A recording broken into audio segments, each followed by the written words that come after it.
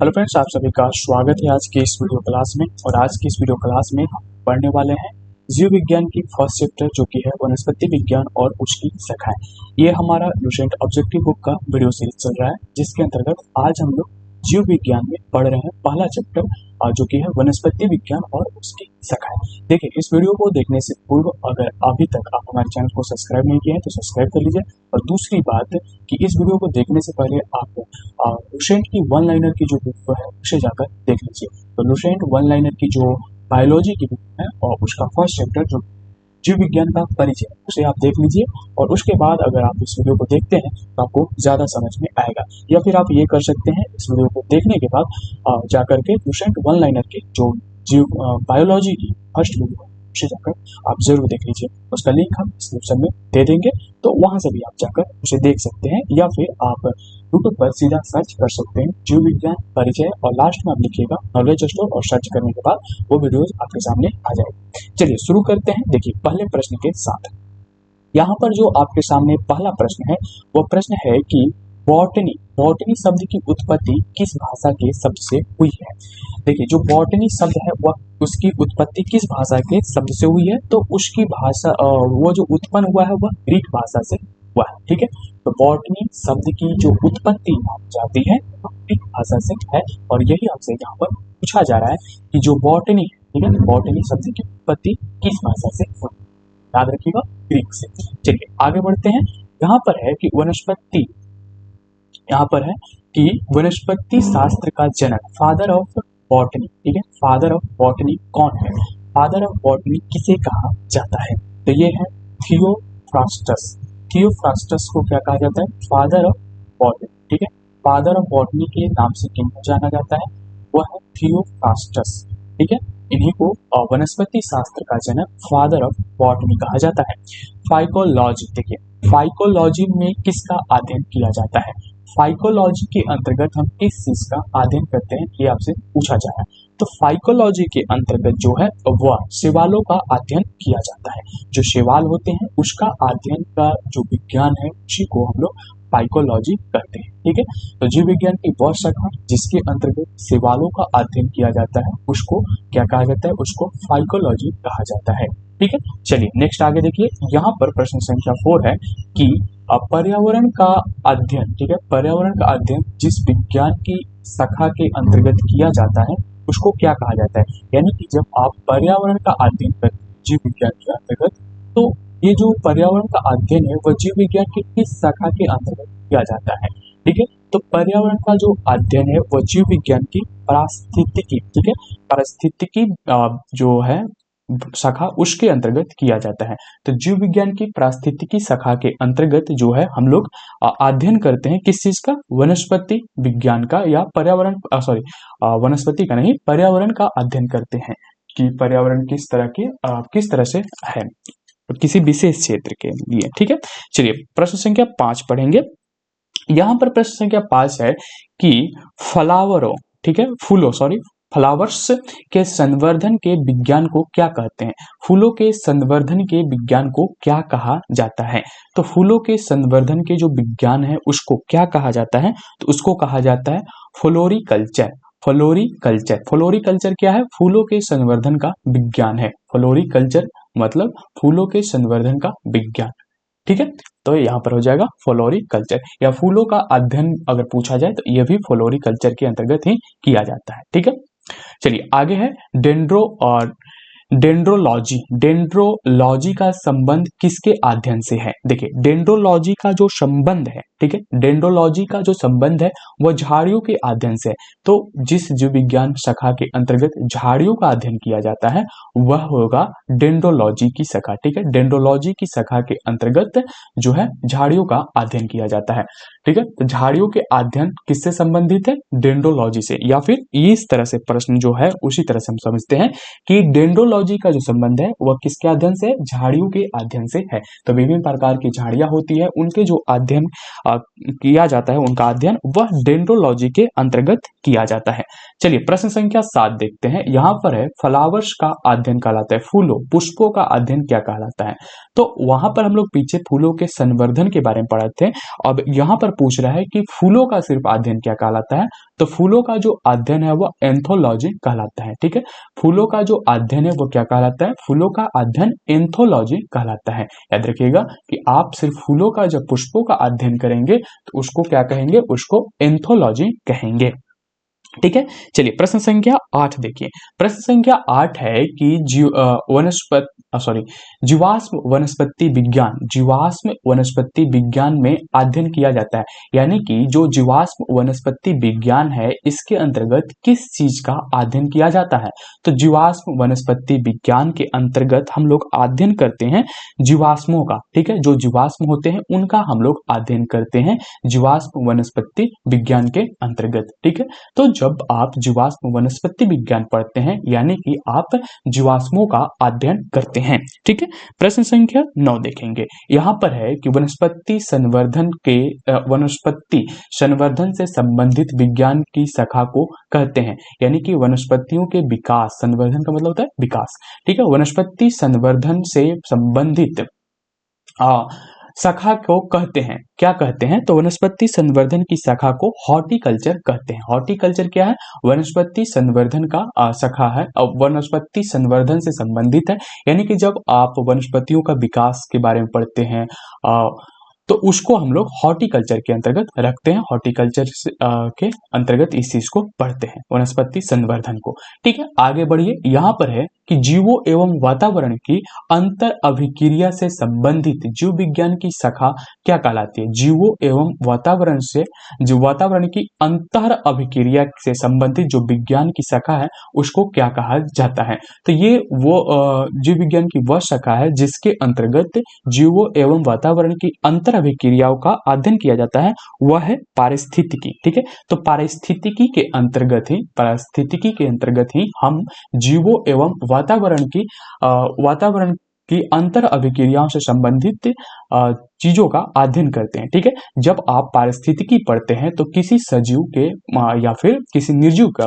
लेकिन यहाँ पर हम लोग जीव विज्ञान की बात कर रहे हैं तो उस संदर्भ में यहाँ पर किसी सजीव की जो वातावरण में उपस्थित चीजें होंगी उनसे उनका क्या संबंध होगा, इन सारे संबंधों और उनके बीच होने वाली क्रियाओं का जो अध्ययन किया जाता है वह पारिस्थितिकी के अंतर्गत ही किया जाता है। ठीक है, तो जीव विज्ञान के पारिस्थितिकी शाखा के अंतर्गत जो है जीवों एवं वातावरण की अंतर अभिक्रियाओं से संबंधित चीजों का अध्ययन किया जाता है। ठीक है, प्रश्न संख्या 11 देखेंगे।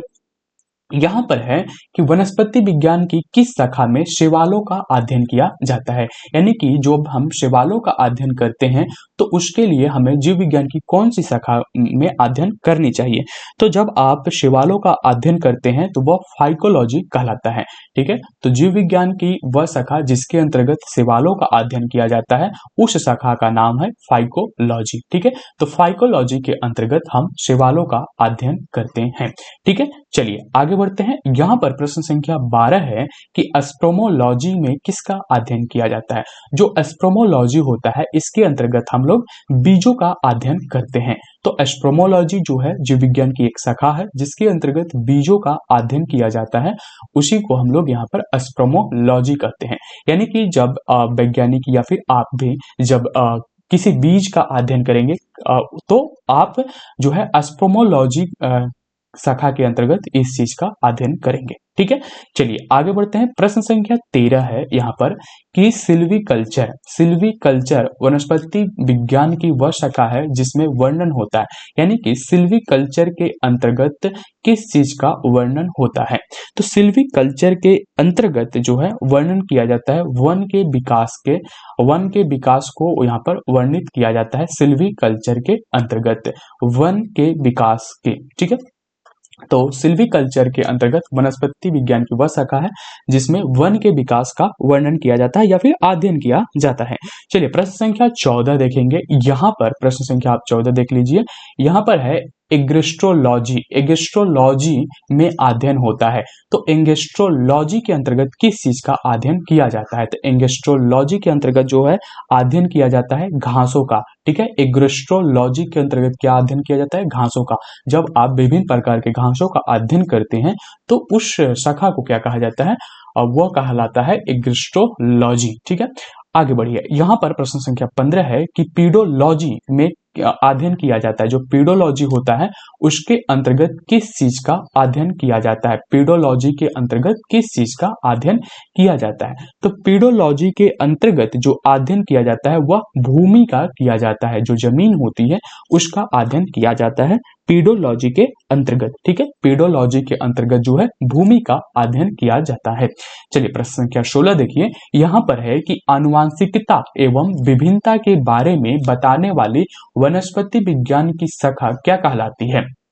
ठीक है, प्रश्न आपसे पूछ रहा है कि आनुवांशिकता एवं विभिन्नता के बारे में बताने वाली जो शाखा है उसको क्या, वनस्पति विज्ञान की शाखा है उसको क्या कहा जाता है। ठीक है, तो उसको कहा जाता है अनुवांशिकी। ठीक है, अनुवांशिकी के अंतर्गत ही हम लोग जो है वह पढ़ते हैं अनुवांशिकता एवं विभिन्नता के बारे में। ठीक है, तो इस शाखा को अनुवांशिकी कहा जाता है।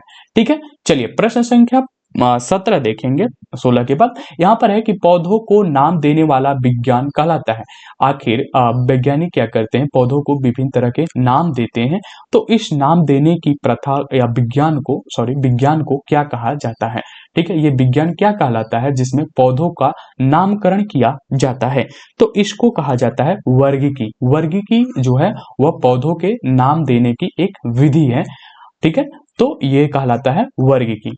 ठीक है, पौधों के नाम देने वाला विज्ञान क्या कहलाता है, वर्गीकी। देखिए ये पूरा चैप्टर जो है ये सिर्फ फैक्ट से भरा हुआ है, तो आपको इसे याद करना पड़ेगा। और आप इस वीडियो को देखने से पहले अगर आप लुसेंट वन लाइनर के वीडियो नहीं देखे हैं तो इस वीडियो के बाद जाकर के आप लुसेंट वन लाइनर की जो बायोलॉजी की फर्स्ट चैप्टर है उसे आप जाकर जरूर देखिए। ठीक है, तो चलिए आगे बढ़ते हैं। प्रश्न संख्या 18 देखिए, यहाँ पर है फलों यानी कि फ्रूट्स का अध्ययन कहलाता है।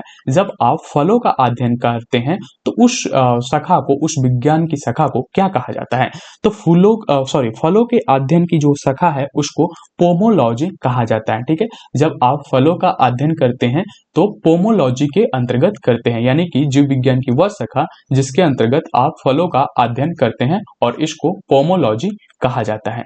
ठीक है, चलिए आगे बढ़ते हैं। प्रश्न संख्या 19 देखेंगे, यहां पर है कि परागकणों का अध्ययन कहलाता है। जो परागकण होते हैं उनका जब आप अध्ययन करते हैं तो उसको क्या कहते हैं।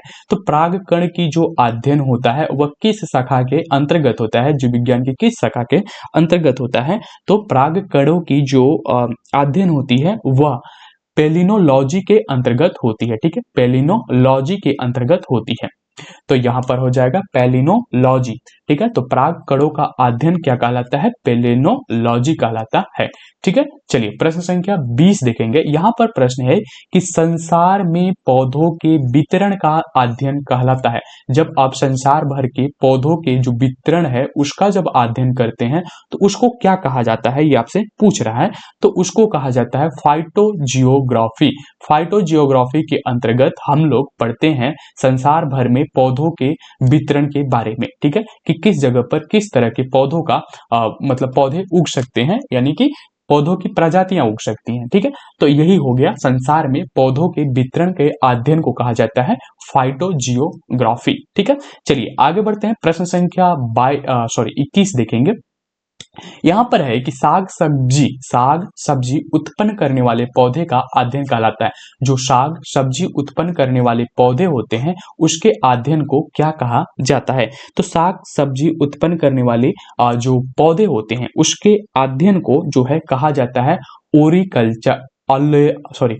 अलेरीकल्चर। ठीक है, ऑप्शन नंबर ए हो जाएगा अलेरीकल्चर। ठीक है, तो जब आप साग सब्जी उत्पन्न करने वाले पौधों का अध्ययन करते हैं तो उस अध्ययन को क्या कहा जाता है, उस अध्ययन को कहा जाता है अलेरीकल्चर। यानी कि इस तरह से भी आप याद रख सकते हैं कि साग सब्जी उत्पन्न करने वाले पौधों का जो अध्ययन है वह ओलोरीकल्चर के अंतर्गत किया जाता है।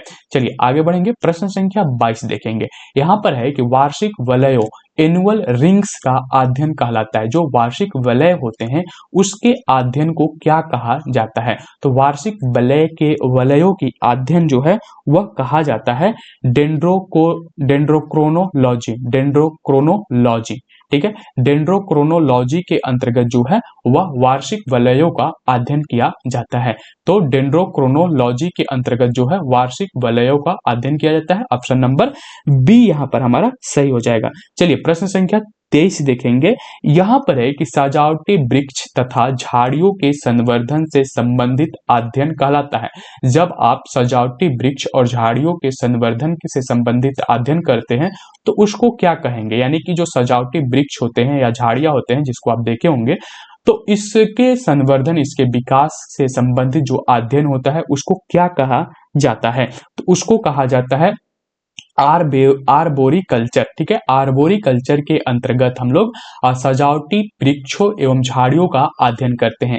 आर्बोरिकल्चर जो होता है, आर्बोरिकल्चर के अंतर्गत हम लोग सजावटी वृक्ष एवं झाड़ियों के संवर्धन का अध्ययन करते हैं। पौधों के आंतरिक संरचना का अध्ययन क्या कहलाता है? जब आप पौधों के आंतरिक संरचना का अध्ययन करते हैं तो उसको हम लोग क्या कहते हैं? पौधों की आंतरिक संरचना का जब अध्ययन किया जाता है तो उसको कहा जाता है शारीरकी। जब आप पौधों की आंतरिक संरचना के अंतर्गत जब अध्ययन करने जाते हैं तो उस विज्ञान को, उस विज्ञान की शाखा को शारीरकी कहा जाता है। ठीक है, चलिए आगे बढ़ते हैं। प्रश्न संख्या 25 देखेंगे। यहाँ पर है कि पादप विज्ञान की शाखा कवक शास्त्र में किसका अध्ययन किया जाता है? यानी कि जब आप कवक का अध्ययन करते हैं, कवक का अध्ययन करते हैं तो जीव विज्ञान के किस शाखा के अंतर्गत जो है कवक का अध्ययन, यहाँ पर है कि पादप विज्ञान की शाखा कवक शास्त्र में किसका अध्ययन किया जाता है? जो कवक शास्त्र है उसमें किसका अध्ययन किया जाता है? तो कवक शास्त्र के अंतर्गत, ठीक है, कवक शास्त्र के अंतर्गत फफूंद का अध्ययन किया जाता है। जो फफूंद लग जाते हैं उसी फफूंद का जो अध्ययन है उसको कवक शास्त्र के अंतर्गत किया जाता है। ठीक है, आगे बढ़ते हैं। प्रश्न संख्या 26 यहाँ पर है कि वृक्ष संवर्धन किसका अध्ययन है? वृक्ष संवर्धन किसका अध्ययन है? तो वृक्ष संवर्धन जो है वह वृक्षों एवं वनस्पति की खेती का अध्ययन कहलाता है। जब आप वृक्ष एवं वनस्पति की खेती का अध्ययन करते हैं तो इसी को वृक्ष संवर्धन का अध्ययन कहा जाता है। ठीक है, चलिए आगे बढ़ेंगे। प्रश्न संख्या 27 देखेंगे। प्रश्न संख्या 27 है कि जीव द्रव्य के पृथक्करण एवं संयोजन से संबंधित, पृथक्करण एवं संयोजन से संबंधित वनस्पति विज्ञान की शाखा है। जीव द्रव्य के पृथक्करण एवं संवर्धन से संबंधित कौन सी शाखा है? वनस्पति विज्ञान की कौन सी शाखा है ये हमें बताना है। तो यहाँ पर जो है टिश्यू कल्चर, टिश्यू कल्चर जो है वह जीव द्रव्य के पृथक्करण एवं संयोजन से संबंधित वनस्पति विज्ञान की शाखा है। तो टिश्यू कल्चर के अंतर्गत जो है पृथक्करण एवं जीव द्रव्य के पृथक्करण एवं संयोजन से संबंधित अध्ययन किया जाता है और यह वनस्पति विज्ञान की एक शाखा है टिश्यू कल्चर। चलिए प्रश्न संख्या 28, यहाँ पर देखिए खाली स्थान दिया गया है और पूछ रहा है कि काई की तरह के प्राचीन पौधों का अध्ययन जो नम आर्द्र वातावरण में बढ़ता है उसको क्या कहा जाता है? यानी कि काई की तरह जो पौधे होते हैं उनका काई की तरह प्राचीन पौधों का जो अध्ययन है, ठीक है, काई की तरह प्राचीन पौधों का जो अध्ययन है उसको क्या कहा जाता है? जो कि आर्द्र और नर्म आर्द्र वातावरण में बढ़ता है, नम एवं आर्द्र वातावरण में बढ़ता है। यानी कि वो जो पौधा है वो आर्द्र एवं नम एवं आर्द्र वातावरण में बढ़ता है और ये किस तरह का है? काई की तरह की प्राचीन पौधा है। ठीक है, काई की तरह के प्राचीन पौधा है। तो इसके अध्ययन को क्या कहा जाता है?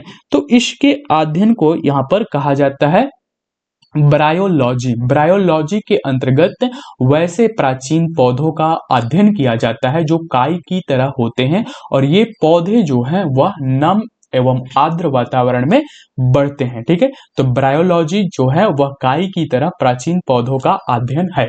ठीक है, चलिए आगे बढ़ते हैं। कोशिका के वैज्ञानिक अध्ययन को कहा जाता है। कोशिका के वैज्ञानिक अध्ययन को क्या कहा जाता है?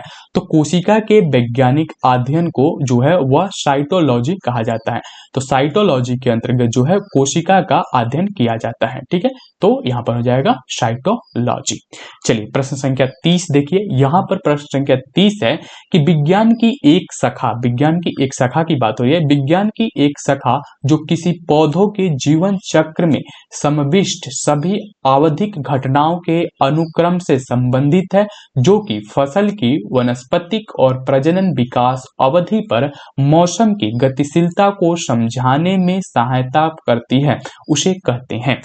यहाँ पर आपसे पूछ रहा है कि जीव विज्ञान की एक शाखा के बारे में पूछ रहा है, उस शाखा के बारे में जो कि पौधों के जीवन चक्र के सभी आवधिक घटनाओं का अनुक्रम से संबंधित है। जो भी पौधों के विकास में जो भी घटनाएं होती है, जैसे बीज निकलना, बीज का जमना, फूल निकालना, उसके बाद फल निकालना, ये सारी जो चीजें हैं उसको किस जीव विज्ञान की शाखा के अंतर्गत अध्ययन किया जाता है, तो वो है घटना विज्ञान के अंतर्गत, जो कि वनस्पति से संबंधित सभी घटनाओं का अध्ययन किया जाता है। तो यह हो जाएगा घटना विज्ञान के अंतर्गत, ऑप्शन नंबर सी। चलिए प्रश्न संख्या 31 देखेंगे और ये आज की वीडियो का लास्ट प्रश्न है। यहाँ पर है कि जीव विज्ञान की वह शाखा जिसमें कवक का अध्ययन किया जाता है वह क्या कहलाता है। तो कवक के अध्ययन के विज्ञान को जो है वह माइकोलॉजी कहा जाता है। ठीक है, माइकोलॉजी के अंतर्गत जो है कवकों का अध्ययन किया जाता है। ठीक है, माइकोलॉजी के अंतर्गत कवकों का अध्ययन और फाइकोलॉजी के अंतर्गत शैवालों का अध्ययन किया जाता है। तो इस तरह से आप याद रखिएगा कि माइकोलॉजी के अंतर्गत जो है वह कवकों का अध्ययन किया जाता है। तो इस तरह से आज का आपका वीडियो समाप्त हो गया। ठीक है, सॉरी, आज का वीडियो आपका समाप्त हो गया। और ये जो वीडियो है ये लुसेंट ऑब्जेक्टिव बुक का फर्स्ट वीडियो है जीव विज्ञान से। तो यानी कि हम जीव विज्ञान की भी वीडियो सीरीज शुरू कर चुके हैं।